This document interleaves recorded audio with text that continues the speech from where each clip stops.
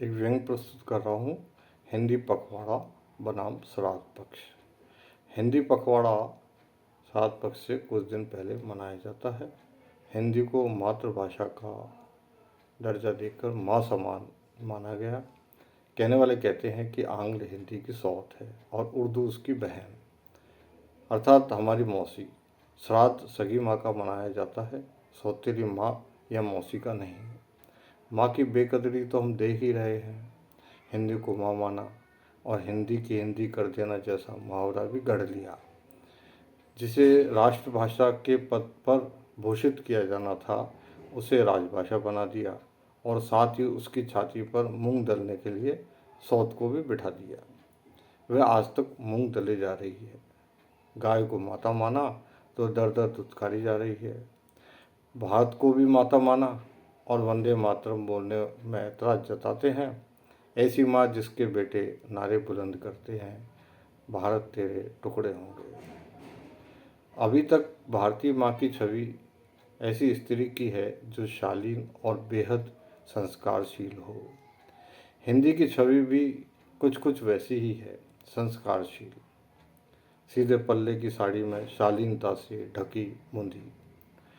उसको भी सदियों तक संस्कारों की संस्कृतनिष्ठ घुट्टी पिलाई गई।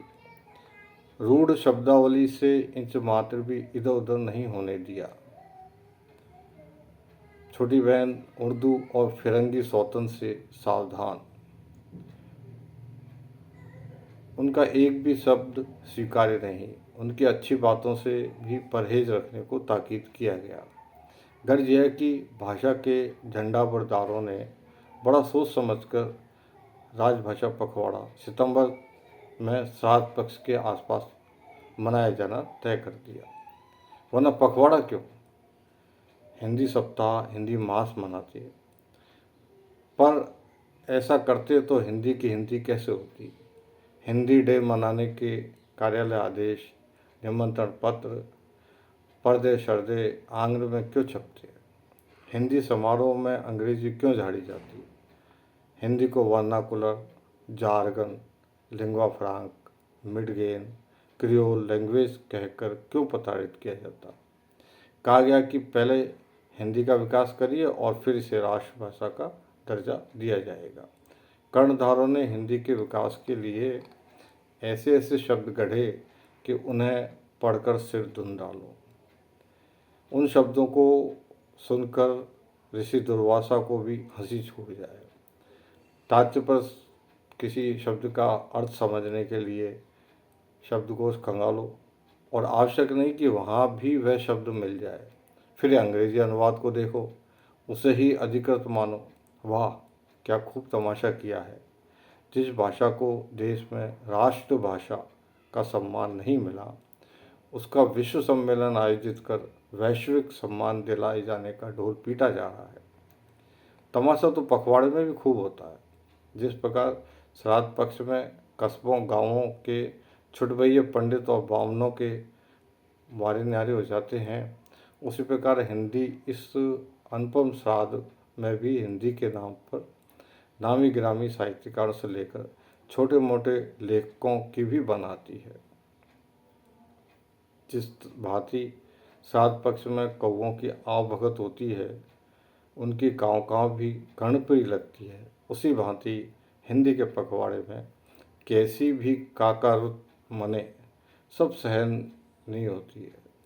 श्राद्ध पक्ष में वर्ष में एक बार पितरों का स्मरण किया जाता है और हिंदी पखवाड़े में भी गुजरे हुओं को बड़ी शिद्दत से याद किया जाता है।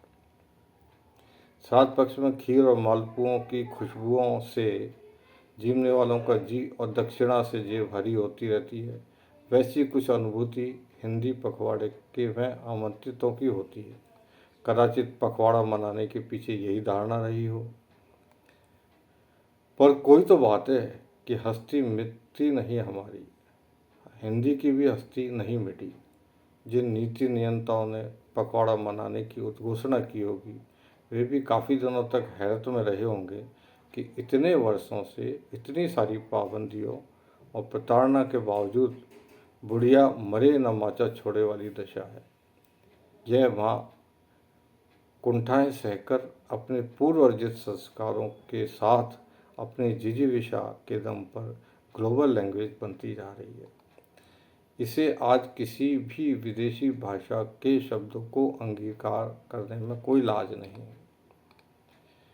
यह बाजार, व्यवसाय, विज्ञापनों की भाषा बन चुकी है। इस माँ ने सिद्ध कर दिखाया है कि जिस प्रकार हाथी का पैर सबके पैरों में समा जाता है, उसी प्रकार यह सबको समाहित कर आगे बढ़ती रहेगी। धन्यवाद।